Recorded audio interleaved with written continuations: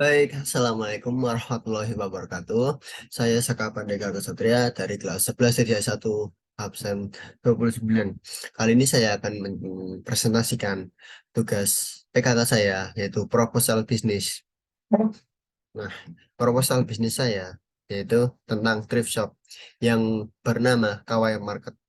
Oke, langsung aja. Di sini ada cover bisnis saya, yaitu eh, thrift shop Kawai Market yang di atasnya ada KW Market, di kanannya ada logo SMK Telkom, di tengahnya ada tulisan Grip Shop, di bawahnya ada slogan yaitu keren gak harus masih kan nggak kelihatan. Oke, lanjut. Ini adalah nama saya yang punya bisnis. Lanjut ke daftar isi. Daftar isi ada bab 1, bab 2, bab 3, bab 4, dan bab 5. Bab 1 yaitu deskripsi usaha yang terdiri dari latar belakang, visi dan misi perusahaan, tujuan bisnis, target user, dan analisis pesaing. Bab kedua yaitu aspek perancangan dan pemasaran yang berisi gambaran umum pasar, strategi penjualan dan pemasaran, dan mitra usaha. Yang ketiga ada aspek organisasi dan manajemen, yaitu aspek organisasi dan jadwal pelaksana. Yang keempat, ada aspek produksi yang berisi produk, proses produksi, dan bahan baku dan alat bantu. Yang kelima, ada aspek keuangan yang berisikan tentang strategi sumber pendanaan usaha, modal usaha, dan proyeksi keuangan. Dan ditutup dengan daftar pustaka. Oke, kita lanjut ke bab 1, yaitu deskripsi usaha, latar belakang thrift shop. Thrift shop saya, yaitu saya melihat gaya hidup remaja pada zaman sekarang begitu konsumtif karena keinginannya mengikuti zaman. Untuk diterima atau untuk kayak aku kayak harus ikut ini itu dengan cara berbelanja barang mahal kayak baju, terus itu celana, sepatu itu mungkin yang mahal-mahal. Lalu, menurut penelitian yang dilakukan oleh jurnal Riset Tindakan Indonesia pada tahun 2017 menunjukkan bahwa konsumtif remaja itu rawan sekali karena merupakan masa transisi dari kecil menuju lagi di Indonesia penduduk usia yang produktif merupakan jumlah yang terbanyak. Bagi remaja saat ini, thrift shopping adalah kegiatan yang menarik. Selain bisa menghemat uang, dia juga bisa eh, se bahasa gampangnya kayak diterima di pergaulan saat ini kayak tips itu kayak eh bahasa gampangnya tuh eh, jual barang bekas tapi layak pakai dengan harga murah tapi mempunyai branded. Nah, barang branded itu yang dicari remaja saat ini untuk diterima di masyarakat sekarang. Nah, kenapa diterima di masyarakat sekarang? Karena apa-apa kita lihat dari brandednya kayak wih, nih logo Nike, nih no logo Adidas, nih ada logo sebagainya.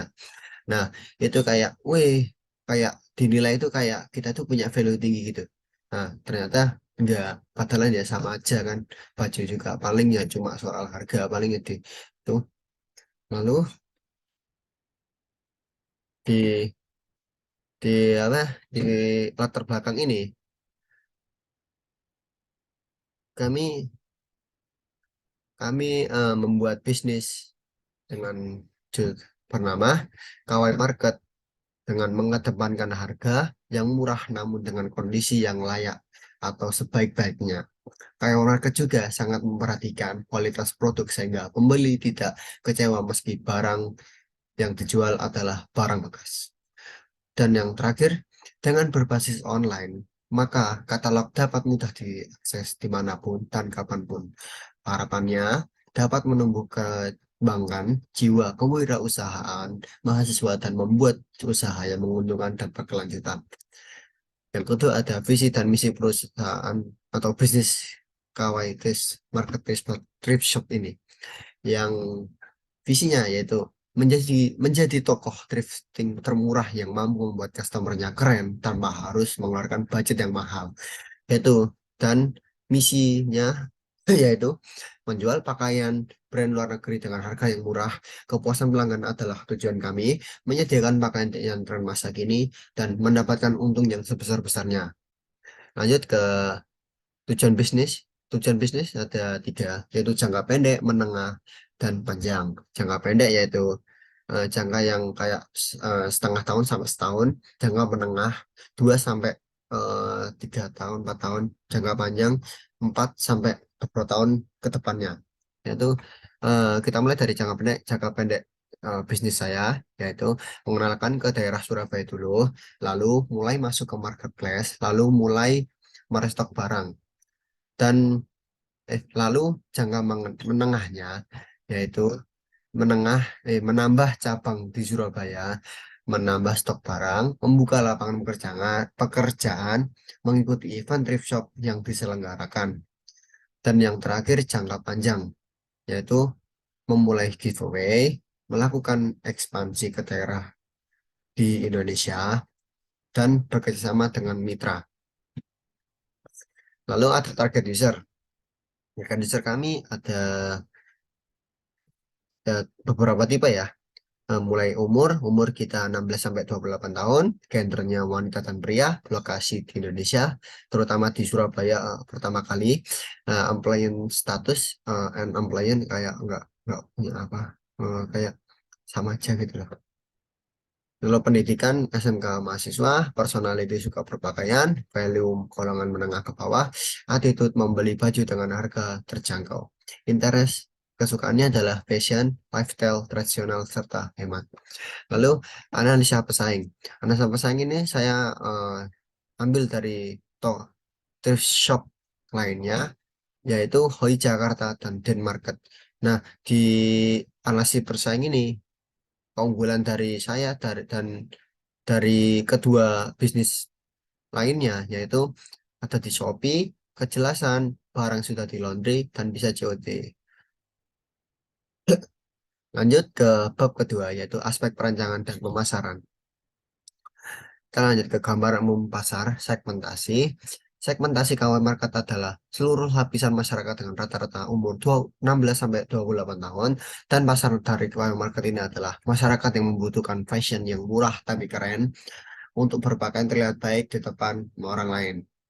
Dengan memperhatikan faktor pelanggan, KW market mempunyai fungsi utama yaitu mendongkrak dan memperkenalkan pakaian dan celana murah di bidang fashion. Lalu ada targeting tahun di 2023, kita targetnya di Surabaya, target mitranya satu tuh. Target transaksinya 30 transaksi per hari, target usernya 50. Lalu pada tahun 2024 masih di Surabaya, targetnya 50 kali transaksi 100 user. Di 2025 kita nyoba ke Jakarta, terus target mitranya 2, target transaksinya 100 dan target usernya 300.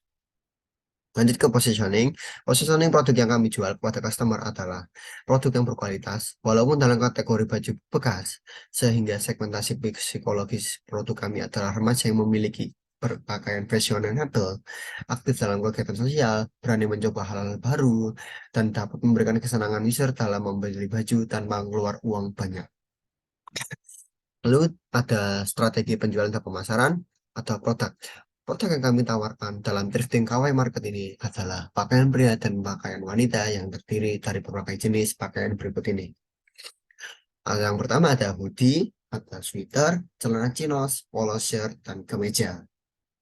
Lalu ada harga price yang kami tawarkan sekitar 200.000 ke bawah, karena sesuai dengan yang kami jelaskan bahwa target kita yaitu remaja yang berpenghasilan menengah ke bawah, dan itu sudah termasuk kualitas dan biaya lain-lainnya. Selanjutnya ada atau tempat untuk membangun bisnis ini. Kita membangun bisnis ini maaf, kita membangun bisnis ini di kota Surabaya, dikarenakan Surabaya adalah kota terbesar di Jawa Timur, eh, dan menjadi daerah para yang diminati para remaja untuk mencari pekerjaan dan membuka peluang usaha untuk wirausahawan seperti kami. Dan kami juga akan membuka toko online kami supaya memudahkan pembeli untuk melihat barang dengan fleksibel seperti di Shopee, Instagram, dan website. Lalu ada promotion, ada promosi. Media promosi yang kami gunakan yaitu ada sosial media, diskon di setiap eventnya, dan buy one get one. Selanjutnya ada mitra usaha. Untuk mitra kali ini, kami memilih toko yang sudah terkenal di wilayah Surabaya dan sekitarnya. Dan jika ada semacam event, thrift shop, kalau toko kami akan ikut serta dalam menjual pakaian thrift dan mempromosikan bisnis kami. Lalu bab 3 ada aspek organisasi dan manajemen. Aspek organisasi eh, yaitu ada CEO, CTO, dan CFO dan CMO. CEO-nya saya sendiri, Saka Pandega, CTO-nya Muhammad Natabatu Mukorobin, CEO, CFO-nya Aptanala Eka Santosa, CMO-nya Isrofi Kusuma Alamsyah. Lalu ada penjelasan tentang CEO, CTO, CFO, dan CMO. CEO adalah orang memiliki jabatan pemegang saham dari perusahaan tersebut. CTO adalah orang yang memiliki jabatan sebagai pemegang teknologi dari perusahaan tersebut. Lalu ada CFO adalah orang yang memiliki jabatan sebagai pemegang uang dari perusahaan tersebut.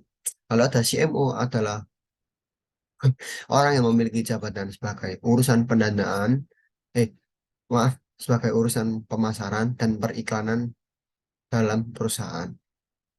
Lalu ada tugas dari dari CEO atau saya sendiri itu sebagai pemimpin pemegang saham di usaha Tripso ini.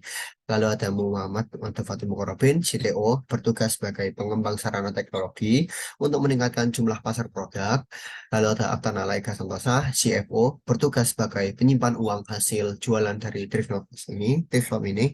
Lalu ada Isrofi Kusuma Alamsyah atau CMO. CMO dari perusahaan ini bertugas sebagai pembuat ide, pemasaran, periklanan dalam Tripshop ini.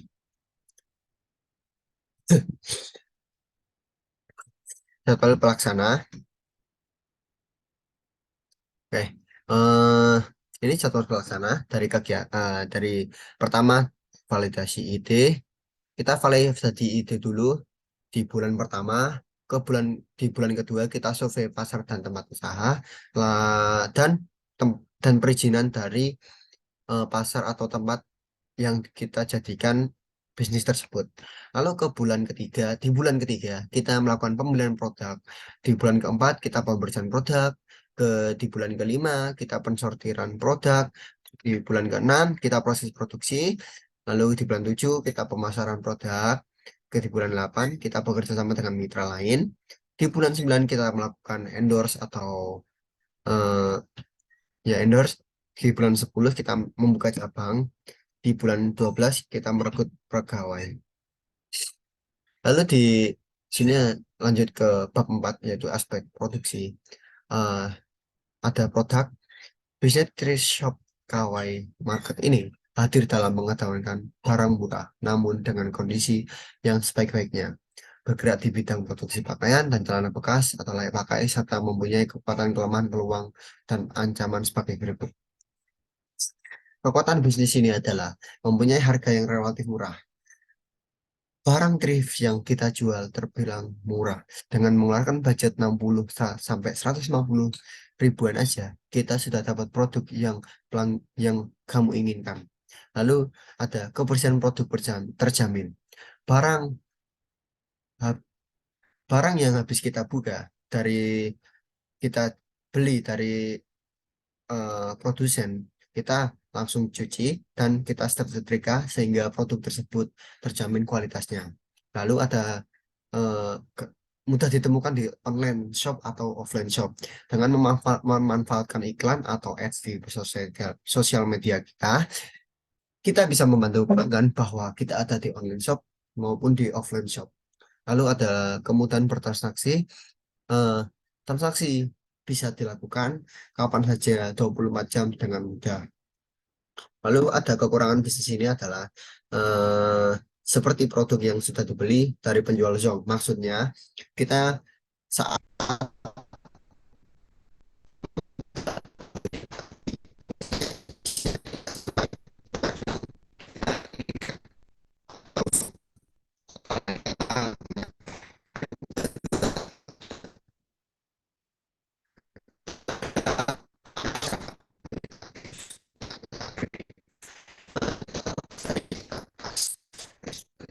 Ini sekali mendapatkan feedback negatif dari masyarakat yang tentunya membuat wirausahaan seperti kita agak maju mundur untuk memulai usaha ini karena ya gitulah. Lalu ada peluang bisnis, yaitu peluang bisnis kita meningkatkan gaya hidup masyarakat yang semakin tinggi dan mengikuti tren saat ini. Lalu bisnis truck ini mulai melonjak dan ramai konsumen dari remaja hingga dewasa. Lalu meningkatnya permintaan tren bisnis fashion. Oh ini tadi. Lalu ada ancaman bisnis. Ancaman bisnis kita yaitu barang yang dijual toko lain lebih menarik pembeli. Lalu banyak yang sudah mempunyai backupan seperti menggunakan toko yang sudah besar atau istilahnya eh, kayak dibantuin toko yang udah besar gitulah. Lalu ada proses produksi. Proses produksi dari travel kita yaitu pemilihan produk dari penjual, lalu kita sortir produk, lalu kita pembersihan, lalu kita promosi dan penjualan produk. Lanjut ada bahan baku dan alat baku. Bahan baku kita ada pakaian, celana, sabun cuci, plastik packaging. Dan alat bantu sendiri adalah handphone, laptop, wifi, mesin cuci. Oke, lanjut ke bab 5, aspek keuangan, strategi sumber pendanaan. Semua dana dari bisnis ini berasal dari modal saya dan bertotal 5 juta rupiah. Lanjut ada modal usaha. Modal usaha dari Budi totalnya 10, harga satuannya 100.000, totalnya 1 juta. Shooter 10, harga satuannya 60.000, totalnya 600. Jalan Cino 10, 100.000 satuannya, totalnya 1 juta. 1 juta ya ini. Maaf 1 juta. Lalu ada polo t-shirt, jumlahnya 10, harga satuannya 75.000, dan totalnya 750.000. Sedangkan kemeja, jumlahnya 10, harga satuannya 60.000, totalnya 600.000. Jumlah total keseluruhan barang yang kita beli, yaitu berjumlah 3.050.000. Lalu ada proyeksi keuangan dari tahun 2023 melakukan transaksi 100.000, targetnya 20.000 per hari, target kurir 10 kurir, dan totalnya 3.500.000. Lalu 2024 150.000, 50 hari, 10 kurir, totalnya 17 juta. 2025 200.000, 200 per hari, 40 kurir, 30 juta. 2026 300.000, 200 hari, 200 kurir, dan totalnya 105 juta. Dan ini ada terang terakhir ada tata pusaka, saya belum masuknya. Oke, sekian dari saya. Mungkin itu saja. Apabila ada kesalahan, salah kata atau ucapan, saya mohon maaf. Saya Saka Pandega Kesatria dari kelas 11 1 absen 29, meminta maaf sebesar-besarnya. Assalamualaikum warahmatullahi wabarakatuh.